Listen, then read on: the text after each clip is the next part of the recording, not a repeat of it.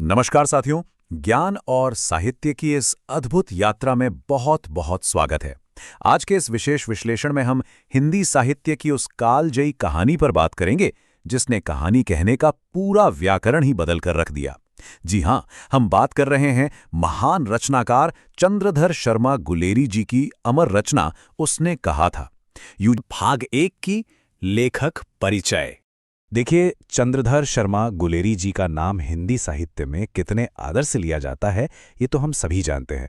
लेकिन सबसे दिलचस्प बात क्या है, उन्होंने अपने पूरे जीवन में केवल 3 कहानियां ही लिखी।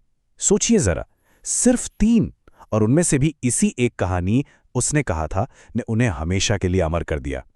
आधुनिक हिंदी कहानी के विकास में यह एक बहुत बड़ा मोड़ था, क्योंकि इस रचना ने कहानी को कल्पना की हवाई दुनिया से निकालकर यथार्थवाद यानी असल जिंदगी की ठोस जमीन पर लाकर खड़ा कर दिया था।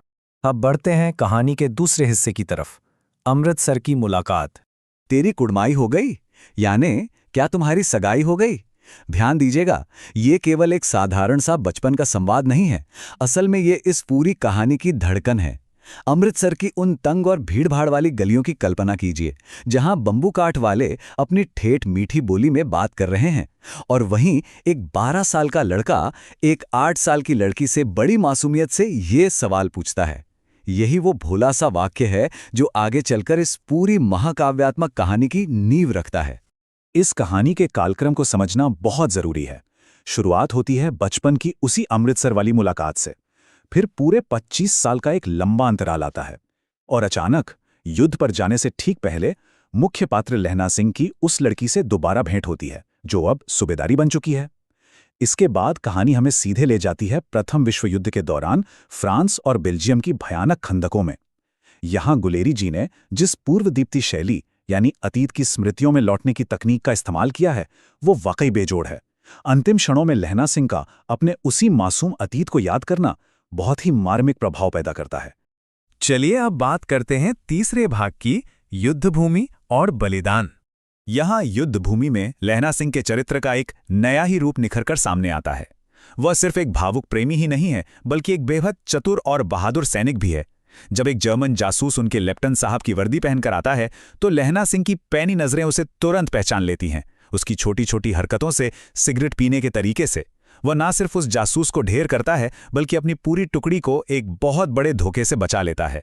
और इस बहादुरी के दौरान वो खुद दुश्मन की गोलियों का शिकार हो जाता है। यह उसके अदम्य साहस का सबसे बड़ा प्रमाण है। और यहीं पर आकर हमें इस कहानी के शीर्षक का असली अर्थ समझ आता है। उसने कहा था।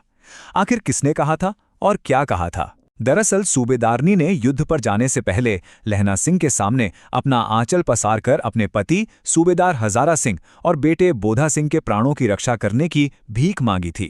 लहना सिंह ने युद्धभूमि में जो भी किया, अपना जो सर्वोच्च बलिदान दिया, वो सब केवल उसी मूक वचन को निभाने का एक प्रयास था। बचपन के उस निश्चल प्रेम का इससे पवित्र और कर्तव्यनिष्ठ रूप शायद ही कहीं और देखने को मिले। और यही मूक वचन कहानी को इसके सबसे भावुक चरम पर ले जाता है। लहना सिंह को प्राणघातक घाव लगे हैं, लेकिन वो अपना दर्द किसी को नहीं बताता। जब अस्पताल की गाड़ियां आती हैं, तो वो जबरदस्ती सूबेदार और उसके बेटे बोधा को गाड़ी में बिठा देता है और खुद वहीं रुक जाता है। जाते हुए सूबेदार से वो बस एक ही बात कहता है, उसने जो कहा था वो मैंने कर दिया। और फिर अंत में वजीरा सिंह की गोद में सिर रखकर अपने गांव के उसी आम के पेड़ को याद करते हुए वो हमेशा के लिए शांति से सो जाता है। अब आते हैं हमारे चौथे भाग पर, कहानी का मुख्य संदेश। अगर हम इस कहानी की असली आत्मा को टटोलें, तो वह इसके इन गहरे मूल्यों में बसती है। यहाँ जिस प्रेम को दर्शाया गया है, उसमें कोई स्वार्थ नहीं है। वो पूरी तरह से निश्चल और मूक है।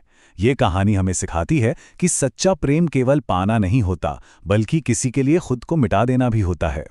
और इसके साथ ही लहना सिंह की वो अडिग कर्तव्यनिष्ठा और अपनी मातृभूमि के लिए उसकी गहरी देशभक्ति, इन सभी भावनाओं का जो बेहतरीन संगम इस कहानी में मिलता है, वो इसे एक साधारण रोमांस से उठाकर एक महान महाकाव्य के स्तर पर स्थापित कर देता है। अब चलते हैं हमारे अंतिम और सबसे महत्वपूर्ण हिस्से की ओर, परीक्षा के लिए कुछ जरूरी बिंदु। साहित्यिक दृष्टिकोण से देखें तो परीक्षक अक्सर कुछ विशेष तत्वों पर सवाल बनाते हैं। पहला है गुलेरी जी की यथार्थवादी शैली। चाहे अमृतसर की गलियों का वो शोरगुल हो या फ्रांस की ठंडी और कीचड़ से सनी खंदकें, उनका वर्णन इतना सजीव है कि लगता है जैसे हम खुद वहीं खड़े हों। दूसरा है संवादों की जीवंतता। बम्बू काट वालों की बातें हों या फौजी छावनी की बातचीत, भाषा में जो एक स्वाभाविक क्षेत्रीय पुट है वो इसे बेहद असली बनाता है। और तीसरी चीज, लहना सिंह का चरित्र चित्रण। बाहर से एकदम कठोर फौजी, लेकिन अंदर से उतना ही भावुक और अपने वचन का पक्का। तो अपनी इस पूरी चर्चा को हम इससे एक अचूक सूत्र के साथ विराम देते हैं। यूजीसी नेट में यह कहानी अक्सर लेखक की यथार्थवादी शैली और प्रेम त्याग के उदाहरण के रूप में पूछी जाती है। इसे याद रखने के लिए मुख्य पात्र लहना सिंह और उसका संवाद तेरी कुड़माई हो गई को ध्यान में रखो। इस पात्र और इन भावनाओं को गहराई से आत्मसात कर लीजिए। परीक्षा में इससे संबंधित कोई भी प्रश्न आपसे छूटेगा नहीं। पर अंत में एक सवाल छोड़कर जा रहा हूं। जरा सोचिएगा कि क्या आज के स्वार्थी युग में लहना सिंह जैसा निश्चल प्रेम और ऐसा मूक बलिदान कहीं देखने को मिल सकता है? इस पर विचार जरूर कीजिएगा। आज की इस चर्चा में जुड़ने के लिए बहुत बहुत धन्यवाद।